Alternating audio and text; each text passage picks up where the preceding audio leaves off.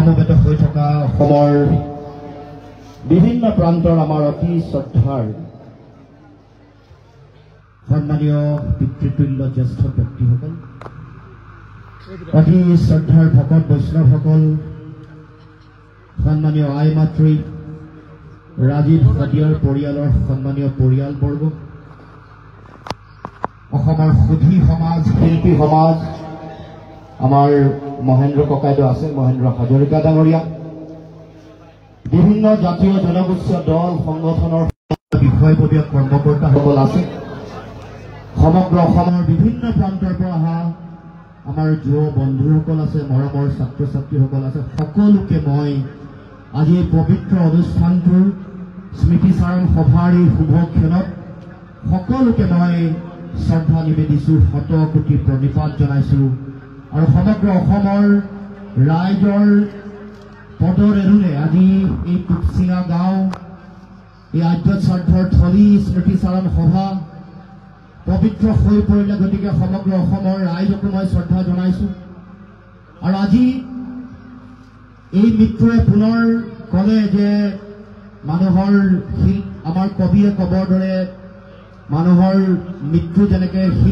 এটা শিল্প, মৃত্যুৰ এটা যে শিল্প, সেই ৰাজীৱ শদিয়াৰ মৃত্যুৱে পুনৰ প্ৰমাণ কৰিলে এটা শৈল্পিক মৃত্যু ৰাজীৱ শদিয়াৰ হ'ল। যদিও এয়া আমাৰ কাৰণে অপূৰণীয় ক্ষতি, এগৰাকী অতি শক্তিশালী জাতীয়তাবাদ সম্পন্ন এগৰাকী গণশিল্পী আমাৰ মাজৰ পৰা হেৰাই গ'ল। এইটো জাতীয় জীৱনৰ পৰা অপূৰণীয় ক্ষতি, কিন্তু এই মৃত্যুৱে অসমৰ সমাজ জীৱনত, জাতীয় জীৱনত বহু কথা কৈ থৈ গ'ল।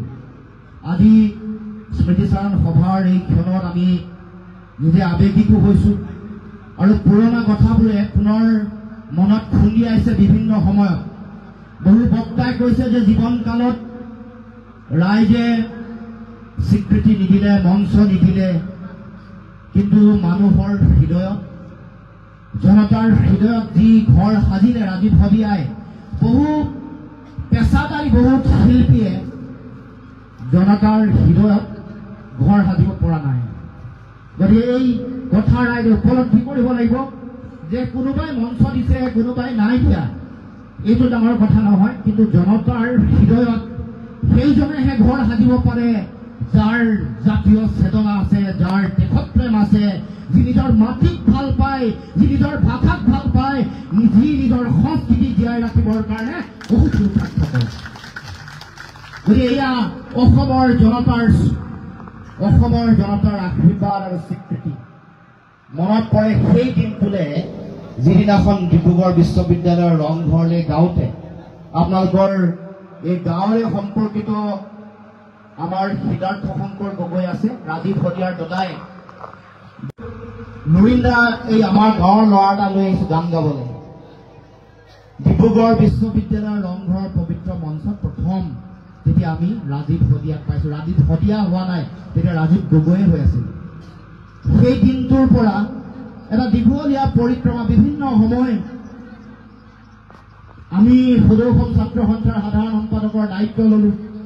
লোৱাৰ পাছত আমাৰ লগত কেনেধৰণে সম্পৰ্কিত সকলোৱে জানে, ৰাজীৱ শদিয়াৰ পৰিয়ালে জানে, আমাৰ মহেন্দ্ৰ ককাইদেউ আছে, লোহিত ককাইদেউ আছে আৰু দিগন্ত গোহাঁই, এই চাৰিজন মানুহে ভালকৈ জানে আমি কেনেকৈ সম্পৰ্কিত হৈ আছিলোঁ, কেনেকৈ পৰৱৰ্তী দিনত আকৌ নতুন এখন মঞ্চ হ'ল, তাতো আমি কেনেকৈ সম্পৰ্কিত হৈ আছিলোঁ, এইবোৰ কথা তেওঁলোকে ভালকৈ জানে। আৰু বিভিন্ন সময়ত মোৰ মাতৃৰ বিয়োগৰ সময়ত কেনেকৈ আমাৰ ঘৰত আছিলেগৈ, কেনেকৈ মাৰ নামত গান গালে, আৰু এই যে তেওঁৰ যিটো ৰাজীৱ শদিয়াৰ সাধাৰণ জনগণৰ লগত মিলি যোৱা যিটো স্বভাৱসুলভ যিটো তেওঁৰ চৰিত্ৰ, কাৰোবাৰ মানুহ ঘৰত মৃত্যু হৈছে, তালৈ গৈ তেওঁ এনেই খবৰ ল'বলৈ গ'ল, সন্ধিয়া তাত দিহানাম চলি আছে, তেওঁ নিজেই তাৰ লগত সংপৃক্ত হৈ গ'ল, দিহানাম একেলগে পৰিৱেশন কৰিলে। এই যে স্বভাৱসুলভ শিল্পী সত্তা যিটো, এই যে মানুহৰ লগত, মানুহৰ প্ৰাণৰ লগত মিলিব পাৰে, মানুহৰ লগত হৃদয়ৰ লগত সম্পৰ্ক স্থাপন কৰিব পাৰে, এই যে মাটিৰ লগত মিলিব পাৰে, এইটোৱে প্ৰকৃত এটা শিল্পী সত্তাক প্ৰতিনিধিত্ব কৰে। যি শিল্পবোধ এটা জাতিৰ প্ৰয়োজন, যাৰ সংকট হোৱাৰ কথা বহুতে কৈছে, যাৰ সাংস্কৃতিক অৱক্ষয় হোৱাৰ কথা বহু মানুহে ইতিমধ্যে উল্লেখ কৰিছে। তেনেকুৱা এটা সময়ত নিজৰ গানৰ যোগেদি আমাক নতুন বাটৰ সন্ধান দিবৰ কাৰণে চিন্তা চৰ্চা কৰিছিল। আৰু সেইকাৰণে ইমান কম বয়সতে তেওঁৰ গানবোৰে মানুহৰ মাজত এটা জাতীয় চেতনা জগাই তুলিছিল। যেতিয়াই আমাৰ সংকট হৈছে, আমাক অন্যায় কৰিছে বিভিন্ন শক্তিয়ে, অশুভ শক্তিয়ে, তেতিয়াই মানুহৰ পক্ষত, জনতাৰ পক্ষত থিয় দিছে। বহু শিল্পীয়ে বঁটা বাহনৰ লোভত, বহু শিল্পীয়ে ৰজাঘৰৰ তুষ্টিকৰণৰ চিন্তাত, তৈলমৰ্দনৰ চিন্তাত, ভয়ত ৰাইজৰ পক্ষত, জনতাৰ পক্ষত মাত মতা নাই। কিন্তু ৰাজীৱ হদিয়াই জনতাৰ সংকটৰ কথা উপলব্ধি কৰি জনতাৰ হৈ মাত মাতিছে, কৈছে, চিঞৰি চিঞৰি কৈছে যে এয়া মোৰ জাতিত কৰা অন্যায়, এয়া মোৰ ভাষা কৃষ্টি সংস্কৃতিত কৰা অন্যায়, এয়া মোৰ মাটি ভেটি উচ্ছেদ কৰিবলৈ কৰা ষড়যন্ত্ৰৰ এটা অংশ। গতিকে আমি এই সংগ্ৰামৰ সময়ত আমি দেখিছো যে বিভিন্ন সময়ত আমাৰ লগত একেলগে চামিল নহয়, আমিও লগ পাওঁ, সঘন যোগাযোগ আমাৰ লগত থাকে। আজি এই মুহূৰ্তত বহু কথা মনত দোলা দি গৈছে। গতিকে আমি জীয়াই ৰাখিব লাগিব তেখেতক, জীয়াই ৰাখিবলৈ তেখেতৰ আদৰ্শ জীয়াই ৰাখিব লাগিব। তেখেতৰ গানে যিবোৰ কথা কৈছিল, সমন্বয়ৰ কথা, য'ত অসমৰ জাতি জনগোষ্ঠীসমূহৰ বেলেগ বেলেগ হোৱাৰ চিন্তা, পৃথকতাবাদী মানসিকতা নাইকিয়া কৰি সমন্বয়ৰ সমাজ গঢ়িবৰ কাৰণে কৰা যিটো আহ্বান, সেই আহ্বানে পুনৰ আমাৰ গুৰুজনাৰ আদৰ্শ, মহাপুৰুষ শ্ৰীমন্ত শংকৰদেৱৰ আদৰ্শ, স্বৰ্গদেউ চাউলুং চুকাফাৰ আদৰ্শ, মহাৰাজ নৰনাৰায়ণৰ আদৰ্শকে পুনৰাই ৰাইজক সোঁৱৰাই দিবৰ কাৰণে, গানক সোঁৱৰাই দিবৰ কাৰণে তেওঁ প্ৰয়াস কৰিছে যে সমাজ গঢ়িবলৈ সমন্বয়েৰে আমাৰ সকলো জাতি জনগোষ্ঠীক একত্ৰিত কৰিব লাগিব। আমি বৰ অসমৰ ভেটি যদি শক্তিশালী কৰিব লাগে, আমাৰ মাজত একতা লাগিব, আমাৰ মাজত ভাতৃত্ববোধ লাগিব। যি অবিশ্বাসৰ বাতাবৰণ সৃষ্টি হৈছে, এইটো নাইকিয়া কৰিব লাগিব। এইটো আমাৰ সকলোৰে দায়িত্ব। গতিকে ৰাইজ, আমি সকলো ৰাইজকে আহ্বান জনাইছো, এই মৃত্যুৰ পিছত বিভেদকামী শক্তিসমূহে যিটো জাতীয়তাবাদৰ পুনৰুত্থান, জাতীয়তাবাদৰ যিটো শক্তি ৰাইজে দেখা পাইছে, সমগ্ৰ অসমত বহু শক্তিয়ে ভয় খাইছে।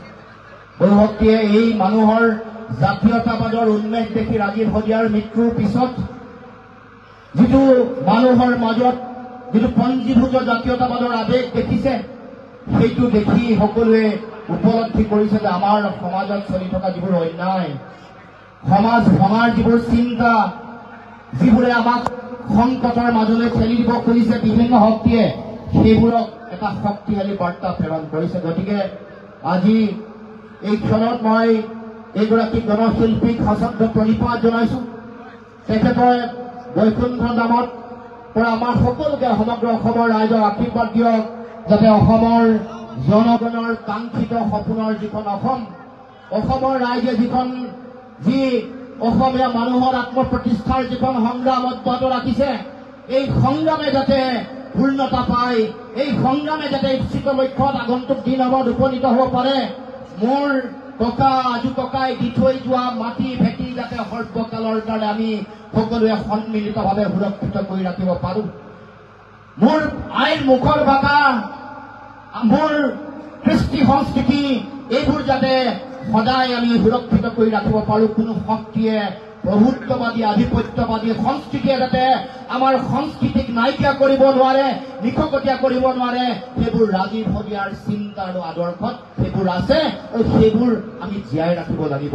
জাতীয় সংগ্ৰামখন শক্তিশালী হলে ৰাজীৱ হদিয়াৰ প্ৰতি প্ৰকৃত শ্ৰদ্ধা অসমৰ ৰাইজে দিয়া হ'ব, অসমৰ ৰাইজে সন্মান জনোৱা হ'ব। যদি মোৰ অধিকাৰ যদি সুৰক্ষিত কৰিব পাৰো, মোৰ উপৰি পুৰুষে দি থৈ যোৱা মাটি ভেটিত মোৰ ৰাজনৈতিক অধিকাৰ যদি আমি সুৰক্ষিত কৰিব পাৰো, সেই সংগ্ৰাম যদি শক্তিশালী ৰূপত আগবঢ়াই লৈ যাব পাৰো, তেতিয়াহে আমি ৰাজীৱ হদিয়াক প্ৰকৃত শ্ৰদ্ধা দিয়া হ'ব।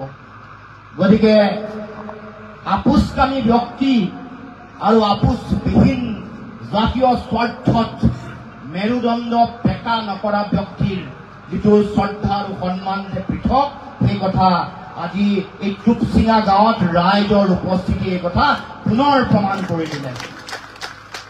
চুচৰি তৈলমৰ্দন কৰি নিজৰ স্বাৰ্থত জাতীয় স্বাৰ্থ জলাঞ্জলি দিয়া মানুহতকৈ বহু সংকটত থাকি জাতিৰ হকে মাত মাতি স্বাভিমানেৰে জীয়াই থকা মানুহৰ মূল্য যে জনতাৰ ওচৰত বেছি এই কথা প্ৰমাণ হৈ গ'ল, এই কথা পুনৰ প্ৰমাণ হৈ গ'ল। সময়ে কৈছে, ইতিহাসে কৈছে, জনগণে কৈছে যে কোনোবাই যদি বহুত লেকচাৰ মৰা মানুহ বহুত আছে, ভাষণ দিয়া বক্তৃতা অনুষ্ঠানৰ বক্তৃতাৰ ফুলদাৰি মৰা বহু মানুহ আছে, ন্যায়ৰ পক্ষ ন্যায়ৰ কথা কৈ ভিতৰি অন্যায় কৰা মানুহ বহুত আছে, জাতীয় চেতনা আৰু স্বাভিমান ধৰি ৰাখিছো বুলি কৈ নিজে প্ৰফেচনেলি কিন্তু টকা পইচাৰ কাৰণে কন্দা মানুহ বহুত আছে। কিন্তু যি প্ৰকৃত জাতীয় স্বাভিমান, জাতীয় চেতনা, জাতীয়তাবাদ যাৰ হৃদয়ত আছে, যি কেতিয়াও কাৰো ওচৰত আঁঠু নেকাৰে, যি নিজৰ মেৰুদণ্ড ফুলাই শিৰ উচ্চ কৰি বেলেগৰ আগত কথা কয় আৰু জাতীয়তাবাদৰ কাৰণে, নিজৰ অধিকাৰৰ কাৰণে, নিজৰ অধিকাৰ আজৰি আনিবৰ কাৰণে যিসকলে ত্যাগ কৰে তেওঁলোকৰ মূল্য আছে, তেওঁলোকক অসমৰ জনগণে মূল্য দিয়ে। তাৰ উদাহৰণ ৰাজীৱ হৰিয়া। গতিকে ৰাইজ, মই আজি স্মৃতিচাৰণ সভাত দীঘলীয়া কথা ক'ব খোজা নাই। পুৰণা কথাবোৰে মনত দোলা দি গৈছে, পুৰণা বিভিন্ন ধৰণৰ কথাৰ স্মৃতিয়ে মনত খুন্দিয়াইছে। গতিকে আমি সেই যিটো চেতনা তেওঁৰ চিন্তাত আছিল, তেওঁৰ গানত আছিল, সেইবোৰ জীয়াই ৰাখিবৰ কাৰণে আমি সকলোৱে সন্মিলিতভাৱে আমি কাম কাজ কৰিম।